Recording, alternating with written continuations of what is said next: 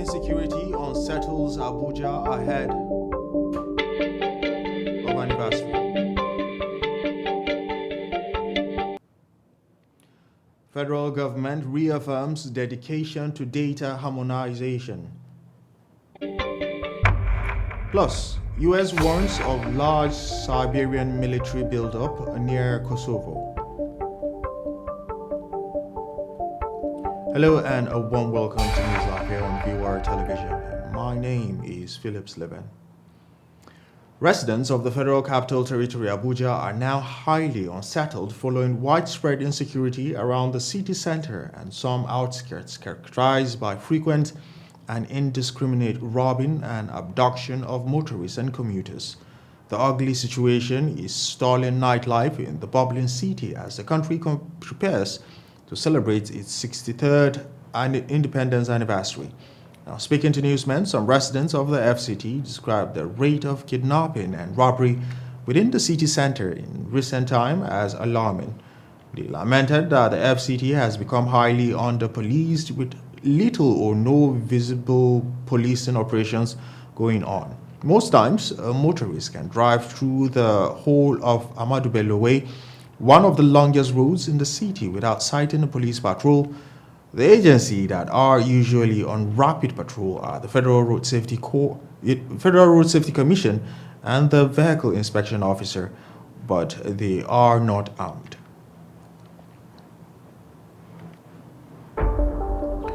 The Central Bank of Nigeria, CBN, has assigned responsibility to the four new deputy governors confirmed by the Senate recently. The deputy governors include Mrs. Nana Usoro, Mr. Muhammad Sani Abdullahi Tijo, Mr. Philip Okezu, and Dr. Bala Mbello. The principal manager of the Apex Bank Corporate Communication Department, Mr. Olale Khan Ajayi, confirmed the news via telephone call and said according to the Apex Bank, Bala Bello will be responsible for corporate services and Muhammad Sani will oversee economic policy. Philip Ikezu is now deputy governor in charge of financial system stability, while Imam Osoro is responsible for operations. Recall that earlier this week, the Senate had confirmed the appointment of Dr. Ola Yemi Michael Cordoso as the new governor of the Central Bank of Nigeria and four others as deputy governors of the Apex Bank.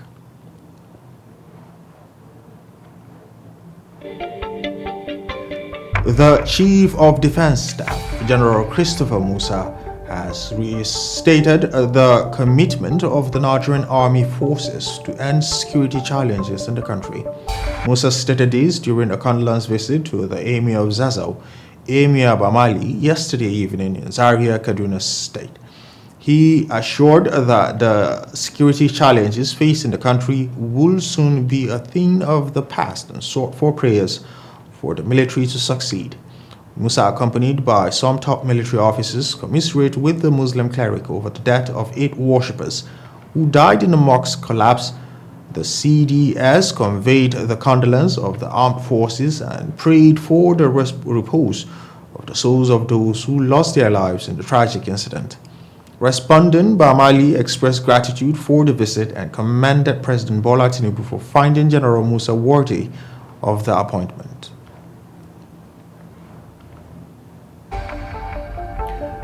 The Chief of Defense Staff, Major General Christopher Musa, has reassured the nation of his steadfast and tactical approach in the fight against banditry, especially in the northeast and the northwest part of the country. The defense chief gave the assurance during a courtesy visit to the Kaduna State Governor as he appealed to the good citizens of the state to help with vital information when necessary. We've observed that there were some gaps that need to be closed, and we're going to close them. And in closing them, that means it makes it difficult for the terrorists or the insurgents or the bandits to move about freely. And that's the new strategy we're doing now. And as we're doing that, we ensure that we concentrate on securing the good citizens of Kaduna State and environs, and only after the criminals. And our appeal to everyone is that everyone has a role to play in security. It is not only for the military or for the police or for the government. Everybody has a responsibility. What you see, report quickly so that action could be taken. While commending President Bola Ahmed Tinubu for appointing a son of the soil as defense chief, the Kaduna State Governor, Senator Ubasani, also appealed for the expansion of Operation Safe Haven to bandit-prone areas across the state with the hope of actualizing a bandit-free Kaduna state.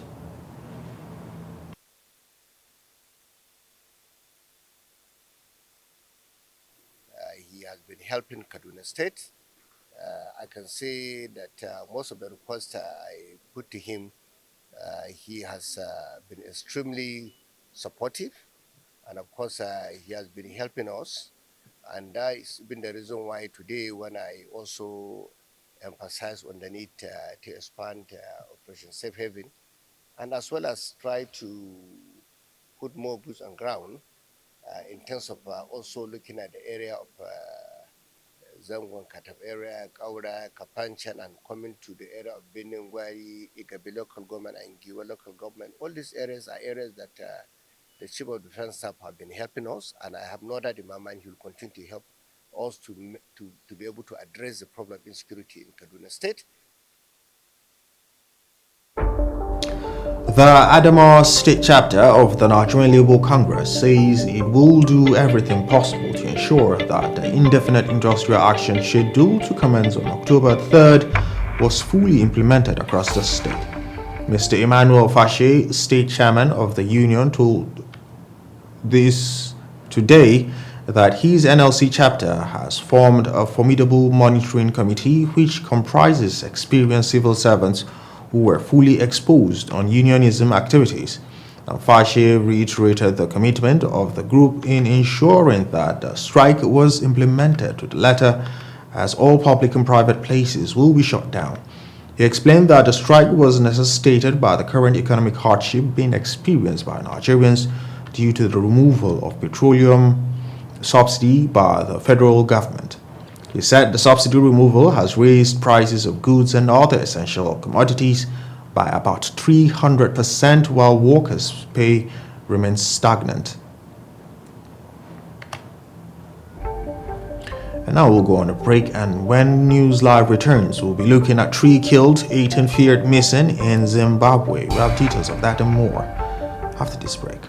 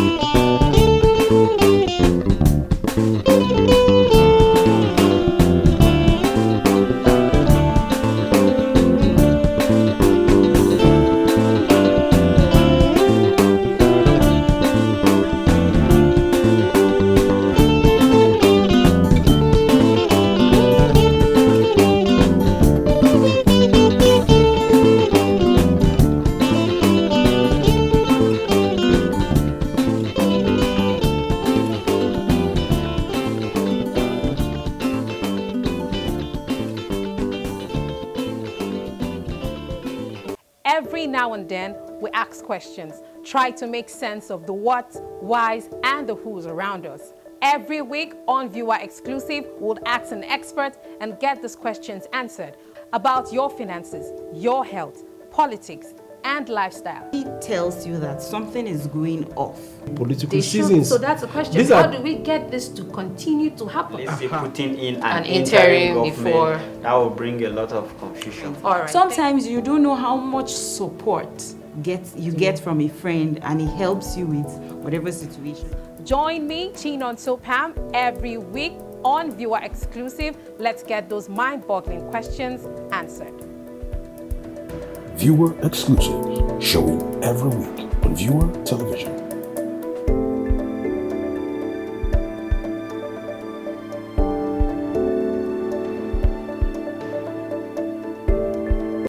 In this 21st century, where all the information we need is now in the palm of our hands. News from around the world, entertainment, celebrity gossip, sports, and much more.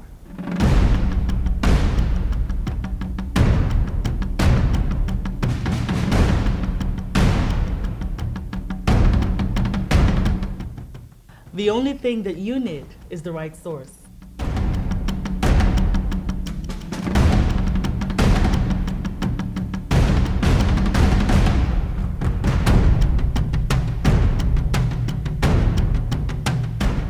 Viewer TV is now on the go. Simply check us out on our social media pages on Facebook, Instagram, YouTube, and Twitter for all the information you need.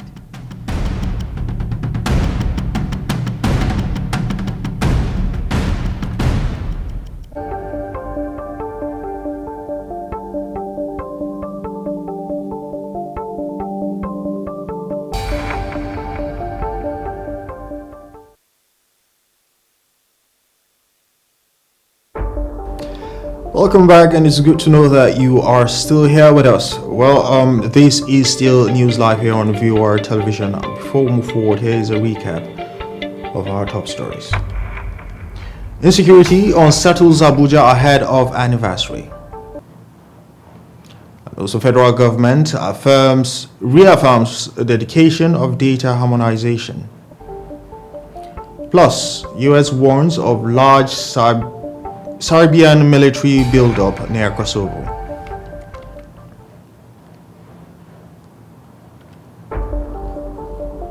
Moving forward, the Nigerian police have launched an investigation into the alleged poisoning of the Minister of Tourism, Lola Adejohn, who has been hospitalized at the Federal Medical Center.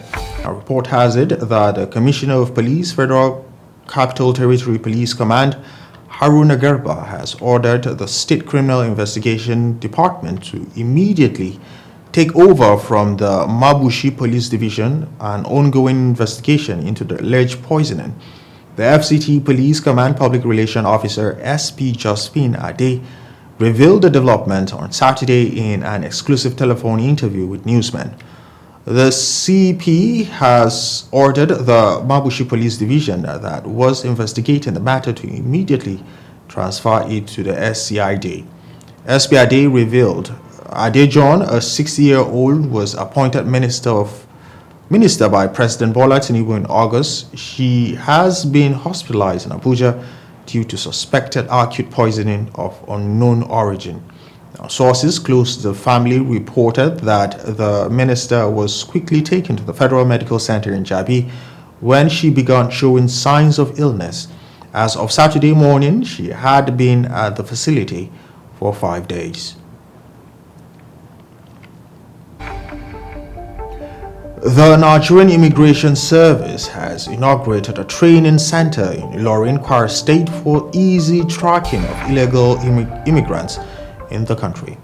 The training center, which is a joint sponsorship of the Nigerian Immigration Service, the International Organization for Migration, and the government of the Netherlands, will train personnel for 3 federal government agencies to fight illegal migration into the country. Speaking at the inauguration of the Personnel Training Resource Center in Ilorin, Kwara State, the Acting Controller General of Nigerian Immigration Service, Caroline Adepuju, said that the center will train officers of the NIS, National Agency for Prohibition of Trafficking in Persons, NAPTIP, and the Port Health Services. The training center, according to Adepuju, will complement the 4 existing training institutions of the service.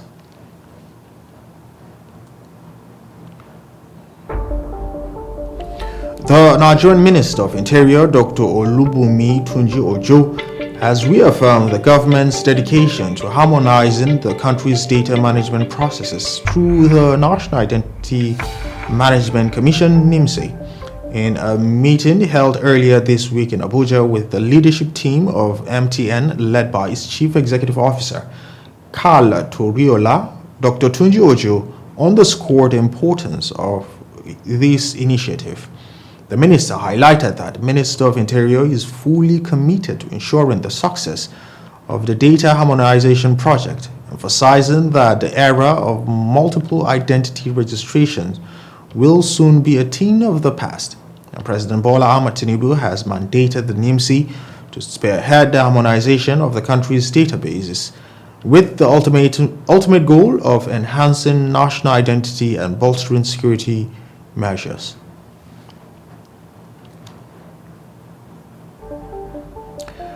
The Taraba State Governor, Dr. Agbu Kefas, has ordered the immediate release of 3-month salaries of Taraba State University Jalingo from July to September.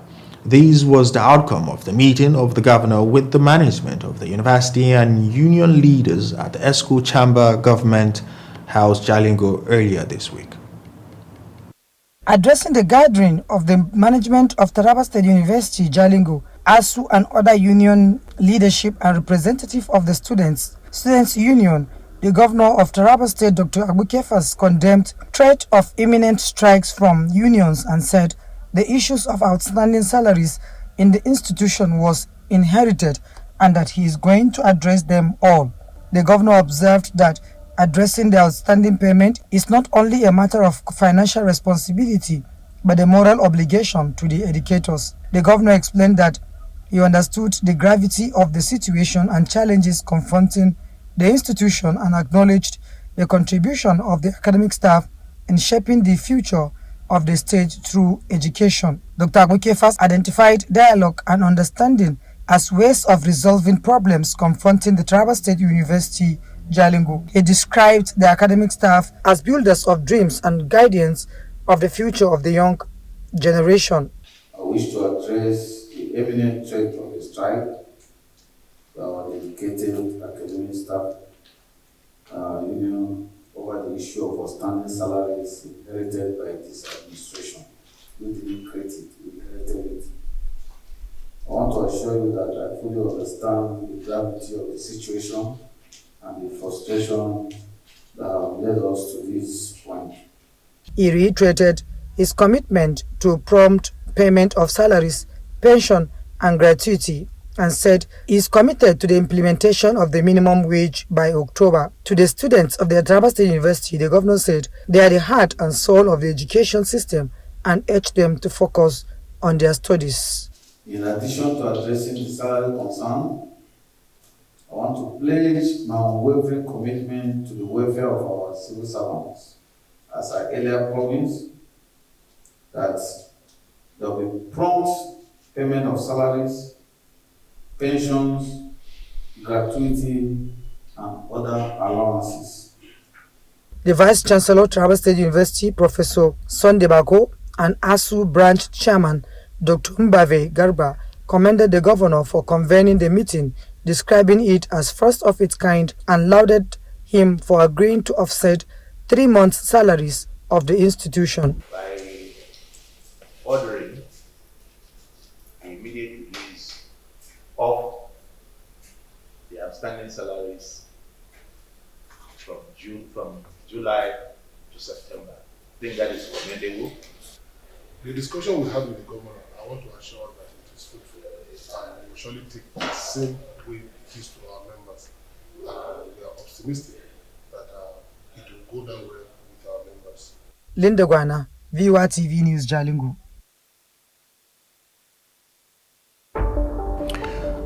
The governorship candidate of the People's Democratic Party in Kaduna State for the 2023 elections, Isa Ashiru, has reacted over the election tribunal verdict on Thursday, saying it was not in line with electoral laws, guidelines, and regulations. Now, Isa Ashiru affirmed this to newsmen as the party set for the appeal court.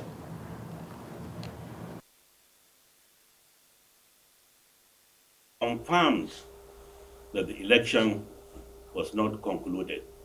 Therefore, declaring Obasani as the state governor was very wrong. And they have directed the INEC as an institution to withdraw his certificate and conduct elections in 4 local governments where the elections did not take place.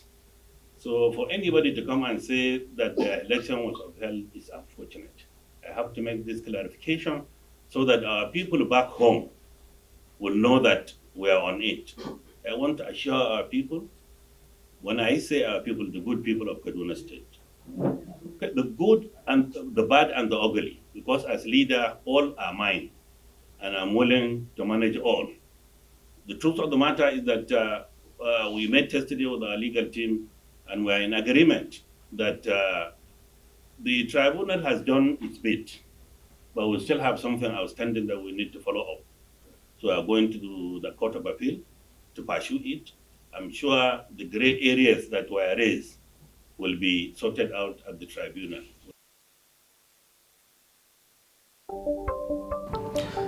Former Kaduna State Governor Mukhtar Ramalan Yero today resigned from the People's Democratic Party. In a letter addressed to the ward chairman, PDP Kaura Zaria local government area of the state, Yero said he had taken the decision after wide consultation and due considerations. The letter, which was titled Resignation Letter, read in part, "With gratitude to Almighty Allah, I write to extend my sincere greetings and to formally inform you of my decisions to leave the People's Democratic Party." Yero, who is also the Latun Zazzau, served as deputy governor to late Governor Patrick Yokoa, who died in an air crash. He subsequently became the Kaduna State Governor between 15th December 2012 to 29th May 2015. He led the Presidential Rally Committee of the People's Democratic Party for 2023 elections in Kaduna State. Reason for his resignation are not yet known.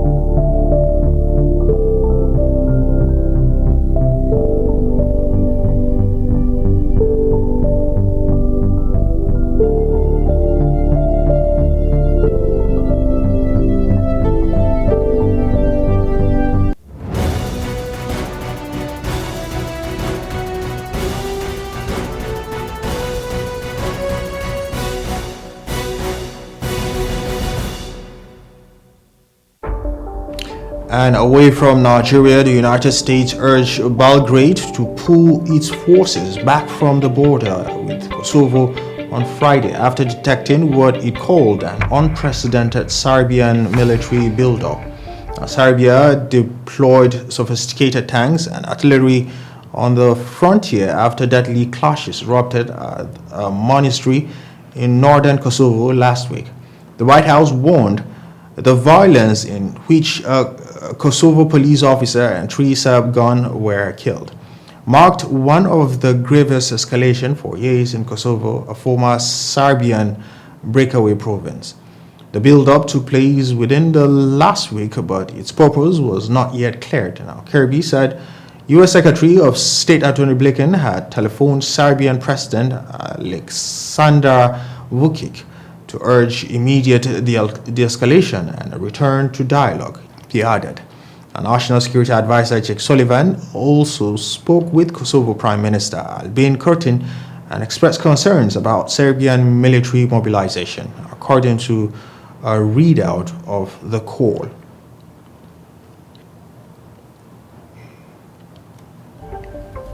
Now, 3 miners were killed and 18 feared buried after a shaft in an informal Zimbabwean gold mine collapsed, state television said Saturday.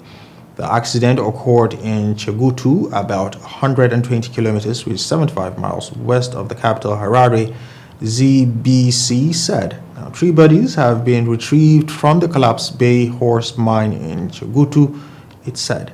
The bodies were found underneath some rocks in a search operation being undertaken by government with the assistance of some artisanal miners. The Southern African nation has vast reserves of platinum, diamonds, gold, coal, and copper. Due to the floundering economy, illegal mining is rife and often takes place under dangerous conditions. Now, accidents are common. In February 2019, 24 miners died when an abandoned pit flooded after torrential rains in the central Zimbabwe.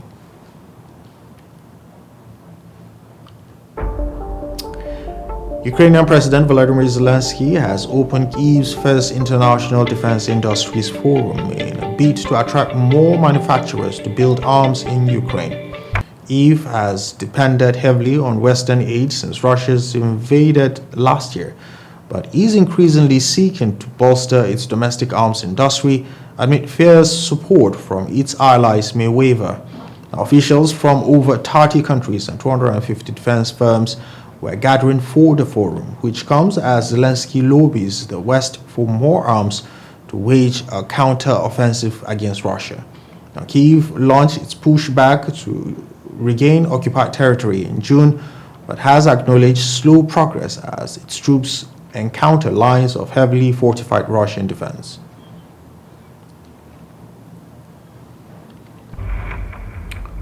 Pope Francis has elevated 21 clergymen from all corners of the world to the rank of cardinal, most of whom may one day cast ballot to elect his successor. The choice of the new princes of the church, who include diplomats, close advisors, and administrators, is closely watched as an indication of the future direction of the Catholic Church. One of them could also one day become the successor of the 86-year-old Francis, who has left the door open to resigning, although he says he is not there yet. Today's ceremony, known as the Consistory, is the 9th since Francis was elected Pope by his peers in 2013. He has since sought to create a more inclusive universal church, looking past Europe to clergy in Africa, Asia, and Latin America to fill the church's highest ranks.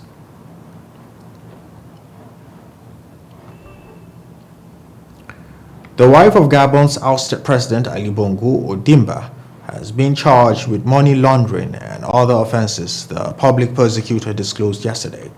A month after a coup toppled her husband, Sylvia Bongo Ondimba, Valentine, who is Franco-Gabonese, and one of the couple's sons have been accused by the coup leader of having pulled the strings in the oil-rich country. Their eldest son, Norendi Bongo Valenti, has already been charged with corruption and embezzling public funds with several former cabinet members and 2 ex-ministers. Sylvia Bongo was charged by an investigating judge on Thursday and ordered to remain under house arrest. Andre Patrick Repunat announced on state TV channels.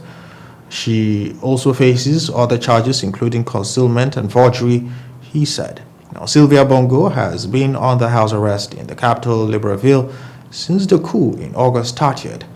She has been isolated from her husband, and her French lawyer have filed a complaint in Paris against what they said appears to be a hostage taking. And with that story, we come to the end of News Live. But before we go, let's take a look at our headlines for today. You've heard insecurity unsettles Abuja ahead of anniversary. And also, federal government reaffirms dedication to data harmonization. Plus,